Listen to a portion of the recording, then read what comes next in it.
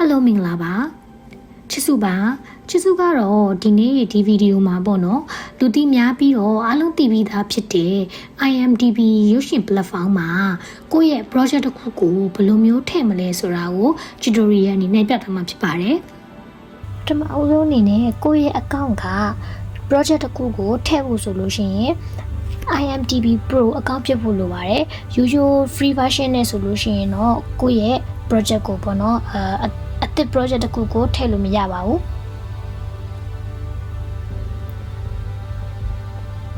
ဆိုတော့ပထမဦးဆုံးဘာဖြစ်ရမလဲဆိုလို့ရှိရင်ကို project ရဲ့ title ကိုဖြည့်ရပါတယ်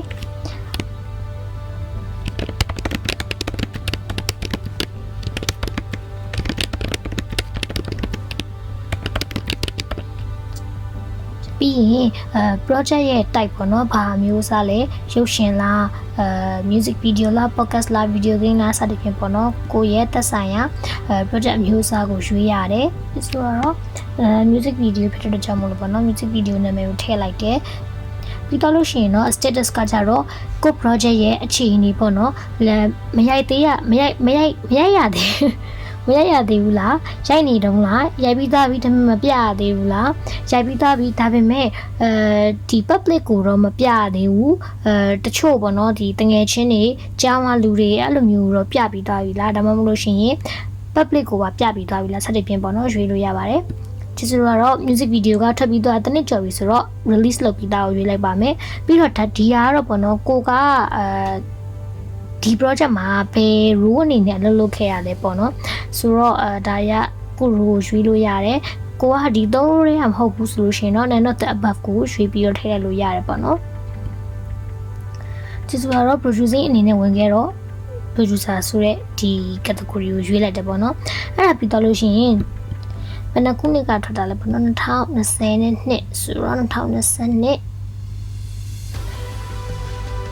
additional information require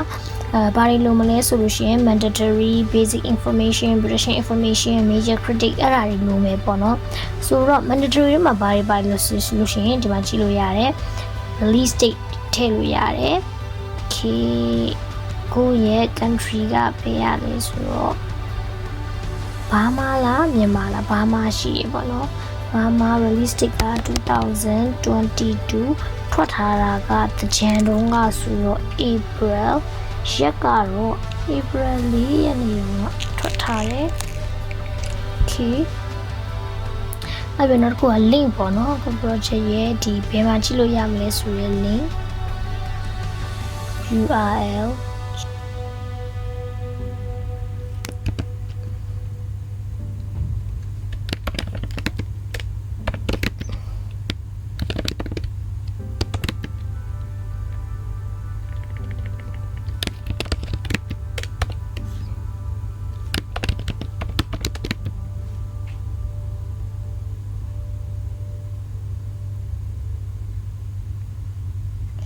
နောက်ကကျ basic identification 2 item ပဲဆိုရင်ရပြီပေါ့နော်ဆိုတော့ကြိုက်တဲ့2 item ကိုရွေးလို့ရတယ် country of origin ကိုရွေးမယ်ဆိုလို့ရှိရင် country of origin ကမြန်မာဆိုတော့ဘာမှပြီးတော့ language ပေါ့နော်ဘာ language နဲ့ဆိုထားရလဲဆိုတော့ Burmese နဲ့ဆိုထားတယ် color black and white black and white လား color ဆို color နဲ့ရိုက်ထားဆိုတော့ color general ကဘာလဲဆို hip hop လား comedy လားဒီမှာတော့များသောအားဖြင့်ဒါရုပ်ရှင်နဲ့ပတ်သက်တဲ့ဟာတွေဆိုတော့ကိုကတော့ music ဆိုလို့ရှိရင် music ရှိရယ် musical ရှိရယ်ပေါ့နော်ဆို music ကိုရွေးလိုက်တယ် director ဘာလို့လဲပေါ့နော် director ကဒီမှာနာမည်ထည့်လို့ရတယ်1တွင်ကရှိပြီးသားဆိုတော့1တွင်ခေတာပြီးသားဆို production information ဖြည့်ရမယ်one item only one item တစ်ခုပဲဆိုရရယ်ပေါ့နော်ဆိုတော့ budget ထည့်မလား official site ထည့်မလား distributor ထည့်မလား production company ထည့်မလားပေါ့နော်ဆိုတော့ဒီမှာ official site မရှိဘူး distributor လည်းမရှိဘူး production company လည်းမရှိဘူးပြီးတော့ကြောင့်မလို့ budget ကိုထည့်လိုက်မယ်ပေါ့နော်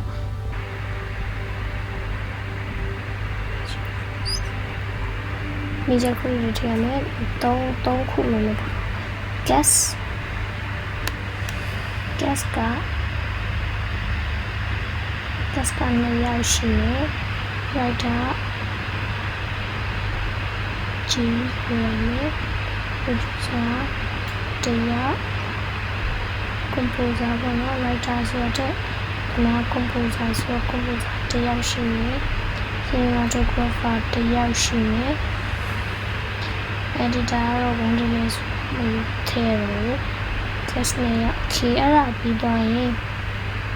recommended information certification running time ရှိ filming location ရှိမယ် sound mixing sub ratio ရှိမယ်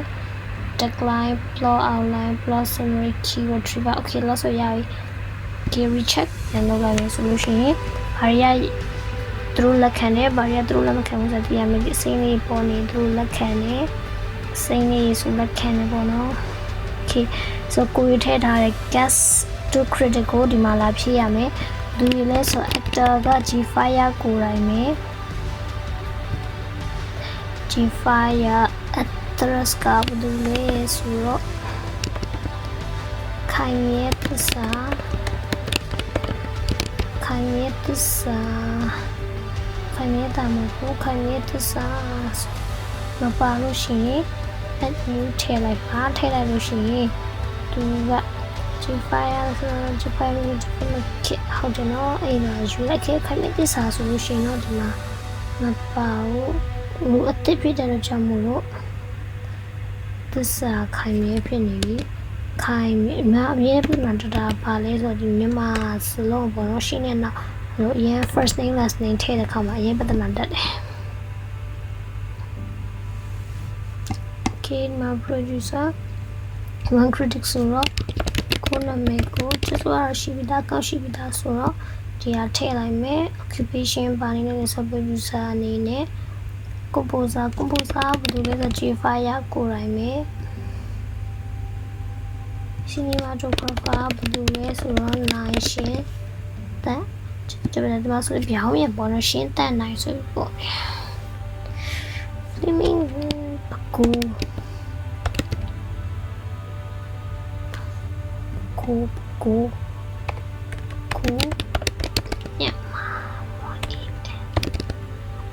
မြန်မာ sub show 6ကိုနဲ့တတ်ထားတယ် okay recheck ပြန်လုပ်မယ်ဆိုလို့ရှိရင်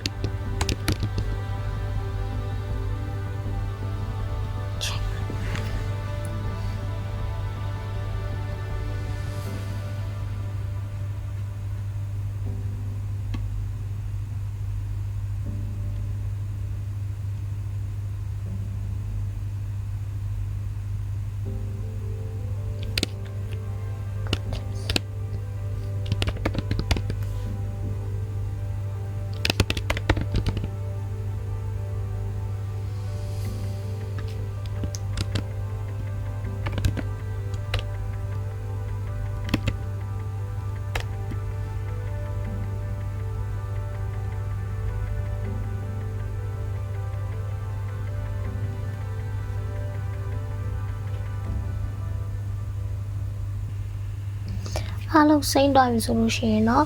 confirm ဖြစ်ဖို့များပြီပေါ့နော်ဟာဖြစ်သေးပြီရန်ကြရန်ဘာထက်ရှိပြန်အဲ့လိုဖြစ်နေဆိုရင် cancel this page